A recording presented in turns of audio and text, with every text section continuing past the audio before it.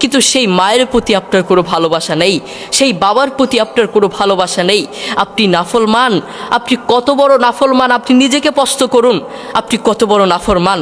যারা মা আছেন, বাবা আছেন, আপনাদের সন্তানদেরকে ডেকে প্রশ্ন করবেন, বাবা আজ তো একটা মাস চলে গেল, আজ তো একটা বছর চলে গেল, কয়েকটা বছর চলে গেল, তুমি বলো তুমি কার জন্য দোয়া করেছ? তোমার মা আমি আমার জন্য দোয়া করেছ? তোমার বাবা আমি আমার জন্য দোয়া করেছ? সন্তান কি বলবে জানেন? আমি মা দুঃখের বিষয়, আপনার জন্য আমি দোয়া করতে পারি নাই, বাবা আপনার জন্য আমি দোয়া করতে পারি নাই। কি সন্তান আপনি জন্ম দিলেন, যেই সন্তান আপনার জন্য দোয়া করতে পারে না, ওটা সন্তান হতে পারে না। ওটার মতো নাফরমান আসমানের নিচে জমিনের উপরে আর একটা হতে পারে না, ঠিক কিনা? যেই সন্তান তার মায়ের জন্য দোয়া করতে পারে না, ওটা কিসের সন্তান হলো? এই জন্য আমরা সবসময় মায়ের খেদমত করার চেষ্টা করব, মায়ের কাছ থেকে দোয়া নেওয়ার চেষ্টা করব।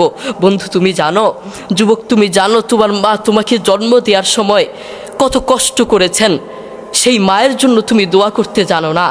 আমি আমার মাকে প্রশ্ন করেছি, আমার বাবা আমার দাদুকে প্রশ্ন করেছে, মা তুমি যখন দুই হাত তুলে কাঁদো, আপনারা দেখবেন মায়েরা মাঝে মাঝে চোখের পানি ছেড়ে দিয়ে, চোখের পানি চোখ ফুলিয়ে তারা কাঁদে।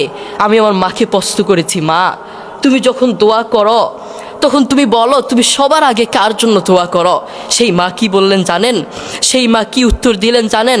আরে বাপ তুই জানতে চাস, আমি যখন দোয়া করি, আমি যখন দুই হাত তুলে দোয়া করি, আমি আমার রোগের কথা ভুলে যাই, আমি আমার সমস্যার কথা ভুলে যাই, আমি সবার কথা ভুলে গিয়ে আমি যখন দোয়া করি আগে তোর জন্য দোয়া করি, আমার সন্তানের জন্য দোয়া করি। আল্লাহু আকবার। দেখেছেন, মায়ের প্রতি আমাদের কোনো ভালোবাসা নেই।